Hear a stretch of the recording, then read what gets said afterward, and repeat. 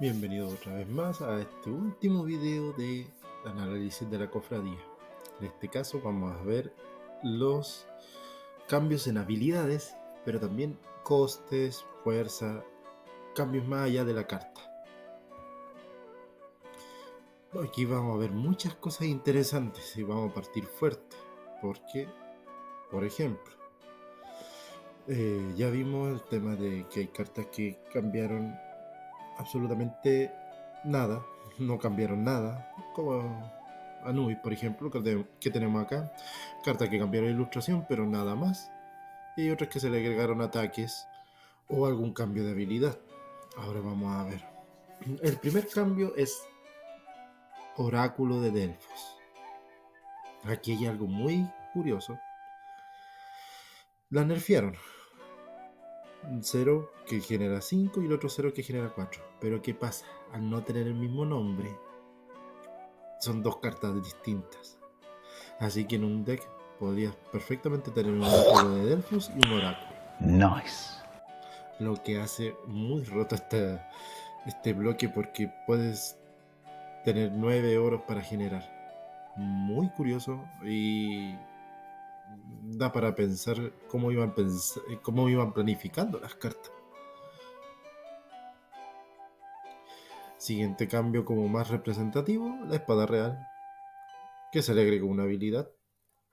Una habilidad que cada edición, mejor dicho, cada bloque está, pero algunos dándole algún nerfeo, como si es parte de alguna raza, si es que hay alguna condición.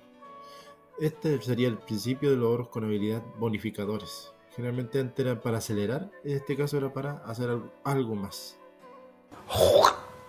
Que después se Nice. retomaría la fórmula en Espíritu de Dragón, con esos oros para control y oros para un mazo más control que agro. También era el pilar del mazo coste cero esta carta. Vikingo. Tu oponente no puede jugar talismanes mientras este aliado esté en juego. Era un soft block. No, ni siquiera un soft. Era una carta que bloqueaba todo. No era única. Y como ven, también tuvo un símil en segundo bloque con Marco Antonio. Thor también tuvo un cambio cambió todo. Cambio fuerza, cambio coste, cambio habilidad, cambio ilustración. O sea, lo único que lo hace seguir siendo la misma carta es el nombre. Más encima, bueno, es un cambio total. Esta es una de las cartas que literalmente se vuelve una nueva carta. Siguiendo en la línea... Ay, se me pasó. Ustedes no vieron nada. Medusa. Cambia de nuevo coste, ilustración, habilidad. O sea, prácticamente sigue siendo Medusa porque dicen que es Medusa. Y bueno, porque es azul. Sí, es azul. Menos tiene la misma posición como para decir que es la misma carta. Como ven, cambia todo. Esta mejoró para mejor. Pide uno menos, entra antes. Y la habilidad también te pide uno menos para activarse. Dos menos, mejor dicho. Y sin restricción de una vez por turno, teniendo todos tus oros, podías anular los ataques oponentes. Era muy buena carta. Ninfas. Cambia el coste, cambia la fuerza, cambia ilustración. Fue un nerfeo que se le hizo a esta carta, pero esto hace que puedas llevar o las del reto o las de la cofradía. Pero curiosamente puedes llevar una y una, porque busca carta de ninfa. O sea, puedes buscar con la de coste 3 a la coste 1, o puedes tener la de coste 1 y buscar a la de coste 3. Aunque no sé qué clase de psicópata tendría las dos al mismo tiempo. Maui. Aquí un cambio también bastante sustancial.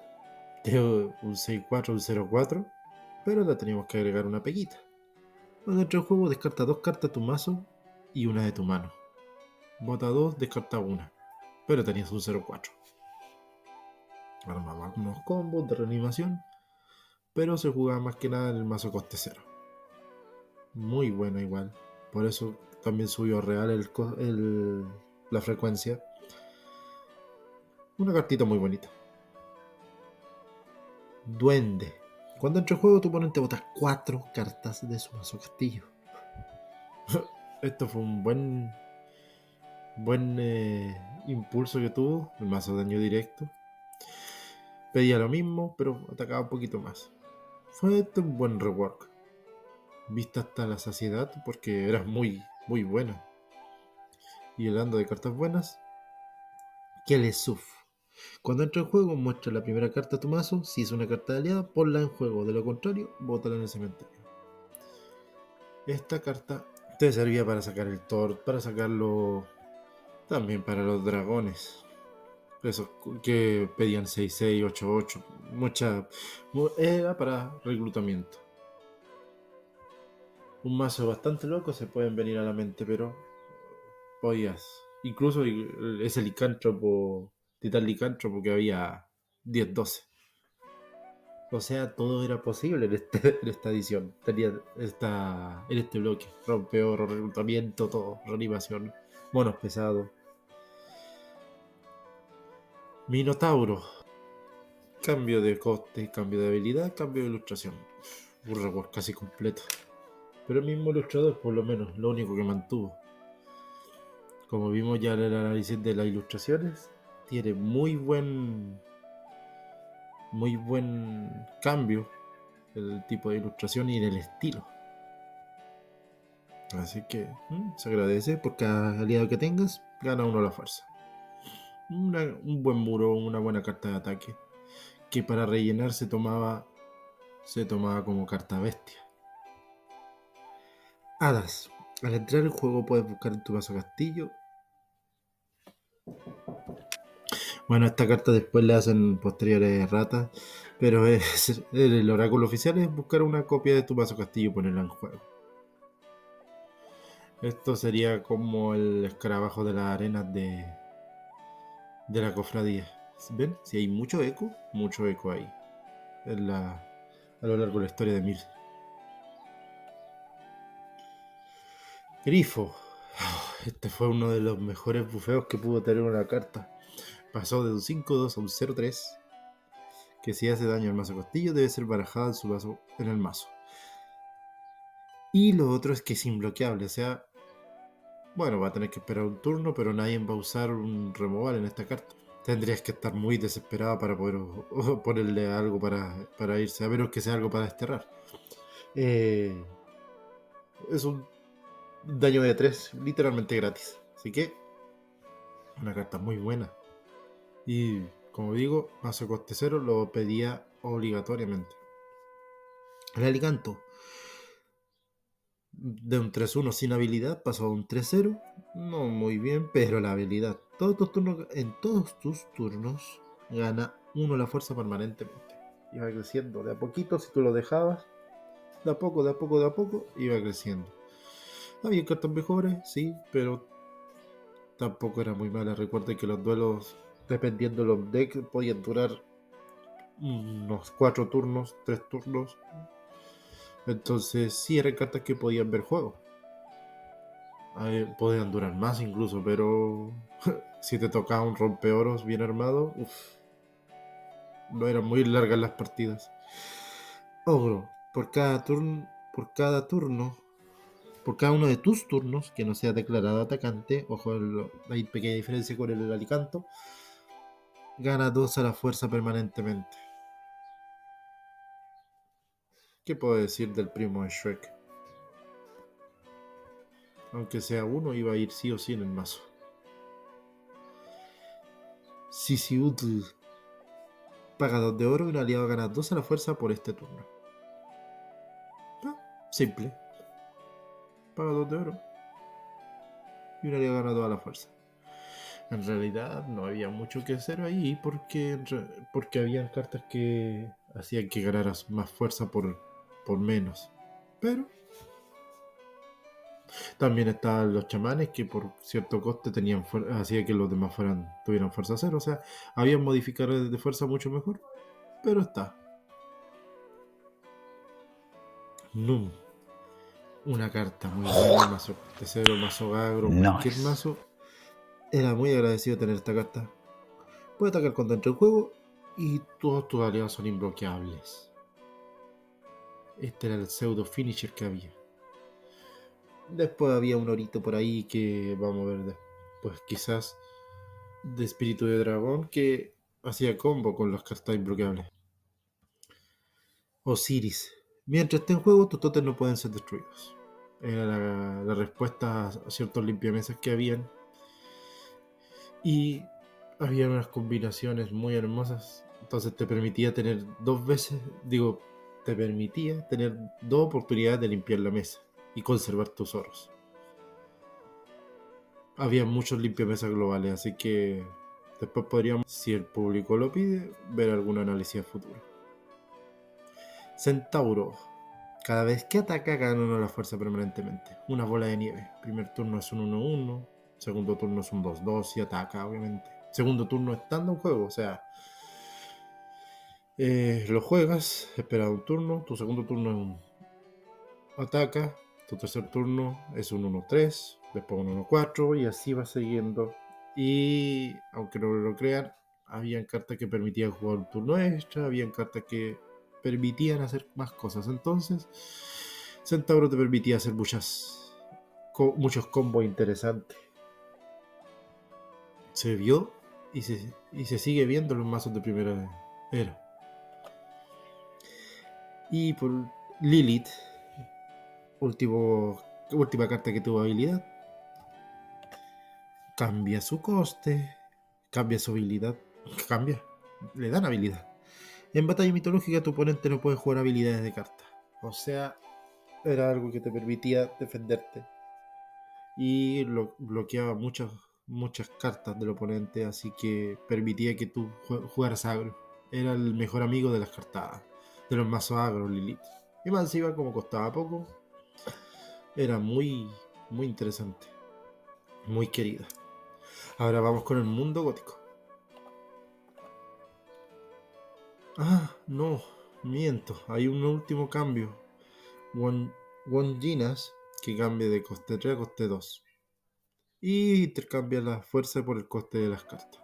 Recuerden que tenemos despropósitos como el primer grifo, que era un 5 por coste 5, un 2. Entonces, como ven, había muchas cartas que trataban de mejorar ese apartado, y realmente en primera era, con la aceleración suficiente, era una carta que sí veía espacio, por lo menos a 2. Eran cartas muy interesantes, porque había conceptos que después, más tarde, en Nueva Era, se vieron un poco recuperados, pero la cofradía primera era tenía muchos conceptos interesantes. Rompeoro, el descarte, intercambio de coste, vaso coste cero, o sea, daño directo, vaso totem. Tenía de todo. Pasemos al mundo gótico ahora. Pastor. Entra en juego, robas 3 cartas. Por coste 2. Este fue uno de los primeros aliados que te permitía robar más de una carta cuando entraba al juego, que después se fue nerfeando a cartas de coste 3. Pero que en vez de robar tanta carta libremente, robabas 2 cartas. Ya hicimos un análisis de los ecos por ahí para el que quiera ver después. Exorcista, este fue uno de los cambios más hermosos que hubo. De un 2-1 a un 0-1, que cuando entraba en juego hacía que tu oponente o se descartara una carta o botara 2 cartas. Él elegía, obviamente, pero era una carta que por 0 hacía 2 cosas que iban metiendo presión. Generalmente elegían el daño directo, pero ahí está, por 0. Y a un aliado le puedes portar un arma, el ánima negra, y ya tiene algo para defender. Entonces, cartitas muy bonitas que en mid y al principio del juego tenías mucho. Después ya no servía mucho para el late y para rematar, pero Para empezar a ir haciendo presión, era una carta muy buena. Mesalina cambia su fuerza y le dan una habilidad. Solo una vez por turno, paga 2 de oro y descarta una carta de la mano de tu oponente al azar. Como ven, mucho descarte, buen descarte. Los mazos de descarte eran muy variados ahí en primera era, muy curioso. Después se retomaría más que nada con los ancestrales y los sombra en el crónica. Niam destruye un aliado oponente que esté entrando en juego. Anulación de aliado, muy buena, por 2. O sea, y se podía barajar lo mejor. Así que siempre lo podía recurrir a ella de nuevo. Un cartón 10 de 10. ¿Y eso qué es? Vasallo. Kemsa. Se transforma en un 1-1 que cuando es destruido barajas 3 cartas. Lo único malo, pierde su raza, lo que lo hace muy... Eso es un nerfeo para los cazadores. No sé por qué lo hicieron, pero bueno, ahí está nuestro amigo Kenza. Magnus. Eso me recuerda, había un tótem que hacía que tú tuvieras la raza a tu elección. No sé por qué le quitabas raza y después se la agregaban igual. Bueno, sigue siendo sus stats iguales, pero cuando entra en juego, descarta una carta de la mano de tu oponente y cuando ataca gana una de fuerza. Muy buena carta, es virtualmente un 1-2 que te hace descartar cartas. ¿Ven? Desde el turno 1 ya podía empezar a descartarle al oponente. No, sí. El mazo descarte y el mazo rompedor eran rotos. Y cuando los mezclabas eran más rotos todavía. Natacha. Cuando ataque genera 2 oros por el turno. Era para un mazo de ataque porque habían otros generadores mejores. Pero al ser un 1-1 era un monstruo que podía entrar el primer turno, segundo turno, iba atacando. Bonificadores por aquí, una espada real por allá. Déjate que este 1-1 que se vuelva un 1-2, un 1-3 y nos reímos entre todos cómo va creciendo. Igor puede bloquear cartas imbloqueables y si lo hace duplica su fuerza hasta el final del turno. O sea, era un 3-6 que la cofradía se veía poco, pero Gracianum se veía, pero posteriormente se vio mucho el tema del imbloqueable y era un buen muro defensivo. Esto era preparándose para ya lo que venía a futuro. Hechicera, una vez por turno paga 2 de oro y busca un talismán en tu mazo castillo y ponlo en tu mano. Carta muy buena. Gran parte del poder que tenía primera eran talismanes, así que tener a disposición un buscador, esta era la carta que tenías que proteger.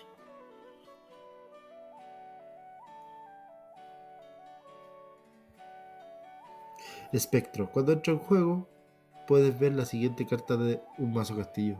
Más que nada se intercambiaron fuerza por coste.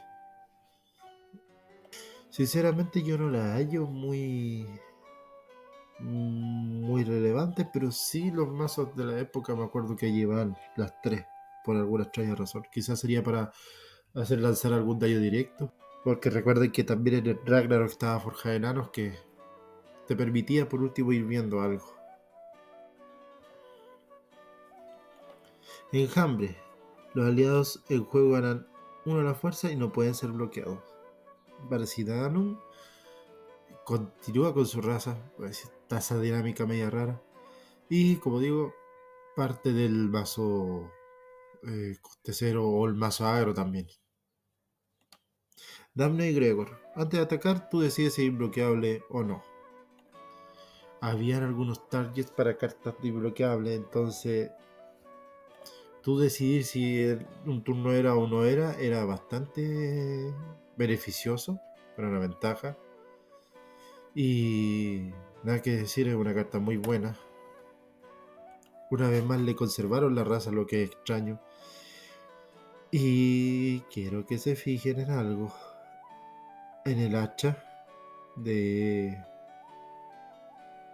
Gregor, porque a futuro sale una carta en la hacha de Gregor y los guantes de Daphne. Es curioso porque hay una carta que hace reminiscencia a la historia de ellos. Y también ese video se los dejo, que voy a hacer pequeñas historias que salen en las ilustraciones. Cachorro se le agrega la habilidad de que si tienes 3 de estos cachorros en juego, tus licántropos reducen su coste a 0. Era como literalmente el Exodia del bloque. Tenías los 3, podías hacer un montón de cosas, pero ese es el tema. Nunca te podías estar en los 3. O te lo anulaban, te lo descartaban, te lo prohibían jugar, te iban al cementerio. O sea, Exodia visto en carta. Abominación. Mientras esté aliado hasta el juego, no podrá ser atacado. Mejor aliado defensivo que podía haber. Y además, como pueden ver, un buen cambio de habilidad. No cambiaron los stats, pero sí cambió o se le agregó una habilidad a una carta que pudo haber pasado al olvido. Pero es que se convirtió en parte de la imagen de la cofradía y en parte de una buena cantidad de mazos. Muy buena carta. Tritón. Cuando entre o salga del juego, descarta una carta de tu oponente al azar. Salamandra. Mientras esté aliado hasta el juego, paga un oro y sube un aliado a elección que haya recibido daño para ser destruido una vez por turno. O sea, te permitía salvar a algún aliado. Era una carta muy buena. Una protección que todos necesitaban, aunque fuera por ir por uno. Y recuerden que estas cartas, aunque fuera el mismo nombre, por alguna razón, bueno, sí, se consideraban la misma. Pero no se consideraban como token, o sea, lo podía decir con el Salamandra de Mundo Gótico, decir que era el de la cofradía. Ahí para efectos prácticos eran dos cartas distintas, pero podían manejar el mismo slot. Tampoco podías tener 6, o sea, 2 salamandras de gótico y de la cofradía. Muy, muy curioso. Rug Draich. Cuando entra en juego, destruye un vampiro. Esto vino a mejorar un poco lo que era el cazador antiguamente, o sea, fue algo que necesitaba la edición de Mundo Gótico literalmente 2 ediciones atrás. Pero ahí está, para dar más viabilidad al cazador, que se estaba quedando un poco atrás y dependía más de armas, curiosamente. Lina, hablando de la estrategia de armas, un 1-2 que si ataca debe ser bloqueado. Tú dirás, una carta muy buena, pero había cartas armitas que, si después hacemos los análisis de las ediciones, vamos a ver que sí habían algunas cosas interesantes y combos muy rotos. Pero eso ya lo vamos a ir viendo después. Pero voy a dejar algunas armas que podían hacer combo con ella. Pero obviamente con ánima negra también era muy roto. Sara, cuando entra en juego, elige un aliado y este no puede ser atacar ni bloquear por el resto del juego. Muy similar a Medusa de bloque furia, pero este cuando entra en juego, o sea, lo destruías y ese aliado no podía atacar ni bloquear. Una ballesta pero con patas. Lester, para entrar en juego, descarta 2 cartas de tu mano. El gran cambio, más que de habilidad, fue el de fuerza. A fuerza 3. Un pequeño bufeo. Por cada monje de Krillin. Hablando de bufeos, bajó coste a 4 y subió su fuerza a 4. Y más encima gana fuerza por cada cazador de vampiros. Ryurik, otra carta que gana fuerza por cada vampiro, la contraparte del monje Krillin. Y sube a fuerza 3. Es un pequeño nerfeo en comparación al monje Krillin, porque el vampiro era un poquito más poderoso y viable por tanto el rompeoro como otras cartitas por ahí. Lucha de golems, uno de los cambios que no me gustó. Durante el resto del juego los contendores no pueden jugar con el cementerio. De coste 1 a coste 3. No... Bueno, no todo podía ser perfecto en la cofradía, pero igual permitió cierta jugabilidad. Ahora vamos a pasar con la ira del Nahual. Revolución de los objetos.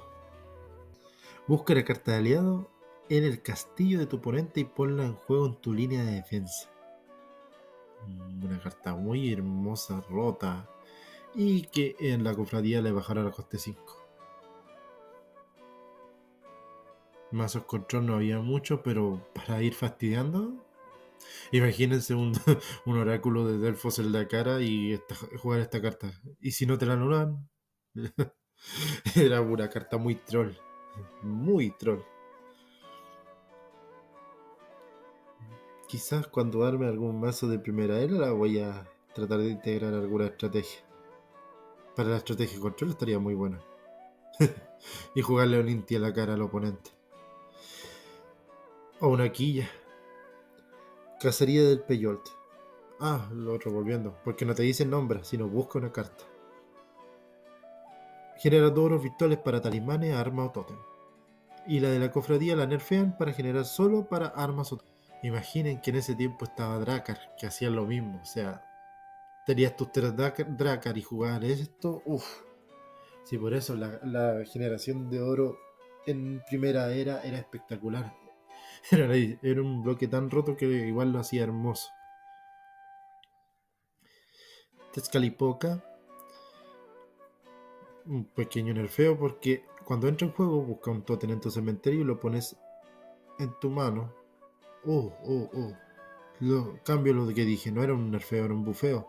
Porque ahora pasa de buscar del tótem de tu cementerio a la línea de apoyo. O sea, lo jugabas gratis. Después en lo que es primer bloque cambia eso de que tienes que pagar su coste cuando se pone en juego. Antes era como muy Magic la cosa. Era el hijo de Magic, por lo que se decía. Quilla, carta amada y odiada hasta... Bueno, depende de qué lado te tocaba. Si tú la jugabas era hermosa, si te la jugaban gritabas.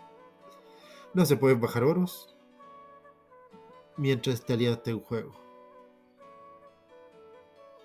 Sí se pueden generar, pero no se pueden bajar. De nuevo esta anécdota que cuando yo estaba jugando Guerrero Jaguar ya aparecieron mazos de los mazos preconstruidos y justo estaba el rompeoro y me acuerdo todas esas jugadas hermosas que te hacía. Ay, un poco de aceleración, un Inti, no, primer turno de aceleración, Sachila, se iba armando, después te jugaban Inti, te destruían los oros, quilla, listo, no había mucho que hacer. Cómo cambian los tiempos. Ahí literalmente un mazo de primera era mucho mejor que uno de primer bloque. Ahora tratan de mezclar formatos y no funciona. Sachila, hablando del Rey de Roma. Siguiente turno en que este aliado entre el juego, tu oponente no podrá jugar, utilizar ni generar oros. Literalmente era bajo oro finalizo. No, ni siquiera eso. Jugabas este y el otro tenía que finalizar. Lo único que tenía que robaba una carta. Era como que te daba un turno. Era una carta de turno extra. En Magic, las cartas de turno extra son de coste 5, 6, con alguna condición, si es que te coste 5. Acá también habían cartas de coste 6 que te generaban un turno, y había una carta coste 0 que te generaba un turno adicional, pero si no ganabas perdías. Sachila es un turno extra por 3. Bueno, obviamente podías usar habilidades, pero en la dinámica de primera era eso, que atacabas, pero también tenías que jugar cosas. Y si no podías jugar ni oros ni cartas, no servía de mucho. Chuar, una de las cartas más amadas del bloque, indispensable, que cuando entra en juego nombra una carta y sus copias pierden su habilidad por el resto del juego. Muchos usos creativos, una carta hermosa. Así que se gana un lugar en el panteón de las cartas. Huehueteolt, chamán, sube su fuerza en 1 y cambia su ilustración. Por cada chamán que tenga el juego, gana uno la fuerza. El mazo chamán era muy bueno para jugar con tótems. Amaru, bestia. Cuando entra en juego, copia la habilidad, fuerza y habilidad de un chamán en juego. Esta carta desgraciada se jugaba junto con el Inti, de manera que por alguna extraña razón pasaba, o por lo menos se jugaba así, y le copiaba la habilidad de destruir 2 oros. Pedía un poco más, pero en el mazo Quilla era horrible. Y con eso ya terminado nuestro ciclo de evoluciones de cartas. Porque estas son realmente evoluciones. Como podemos ver, Cofradía tuvo mucho cariño, mucho amor. Cosa que no se vio hasta mucho tiempo después con algunas cartitas. Pero ahí está. Mitos siempre ha hecho... Bueno, sí ha hecho cosas buenas. Todos se quejan de sobre stock de productos, pero hay veces que saca reediciones con las mismas cartas más rotas o las cartas más importantes, y la única pega es que no brillan. El Dominus, por ejemplo, o alguna contraataque, o alguna que otra como subedición. Los mazos preconstruidos que sacaban en Nueva Era eran reediciones. Sobre todo el de Dominio, si alguien se acuerda que tenía lo más granado y solo la única pega es que no brillaba. Y entre comillas era pega, porque a la larga era la carta igual. Mitos y Leyendas es un juego no de especular, o sea, si tú quieres ganar plata vendiendo, tienes que venderla apenas salgan las cartas, pero si te quedas con stock, ya tienes que estar asumiendo que pierdes dinero. Tú no vendes, tú coleccionas o tú juegas, pero para vender no es un muy buen juego de cartas. Pero esa es la ventaja que tiene también, que te da muchas reediciones de las cartas más importantes. Entonces te permite tenerlas. Imagínense, nos ponemos en el caso, pongámosle el primer bloque, uno de los más representativos de Segunda Era. Tienes los productos originales, después tuviste Compendium, después tuviste el juego de mesa, la reedición completa, Leyendas 2.0, 3.0, 4.0, lleva como la saga de Rápido y Furioso, pero como ven, puedes tener acceso a las cartas. Obviamente han buscado estrategias para que las cartas valgan algo, por ejemplo, cartas que salen en el sobre con una revesa o ilustración rara, pero si eres jugador tienes acceso a tener reediciones. Y todo nace gracias a esta edición, la cofradía, o el Brotherhood que estuvo en inglés, pero eso ya tiene otra historia. Así que con esto terminado este ciclo, y esto era para dar un poco de relleno también mientras voy pensando qué hacer con este canal.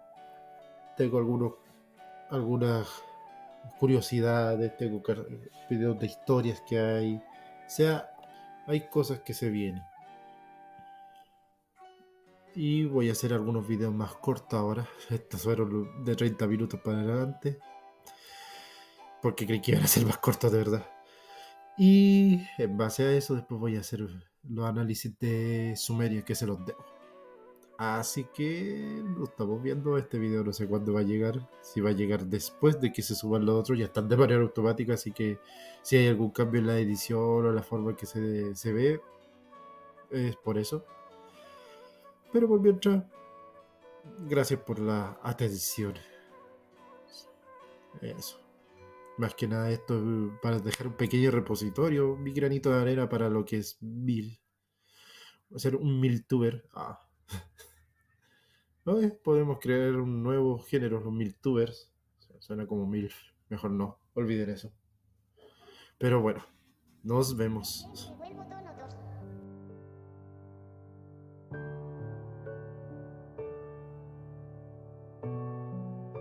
Adiós, todos.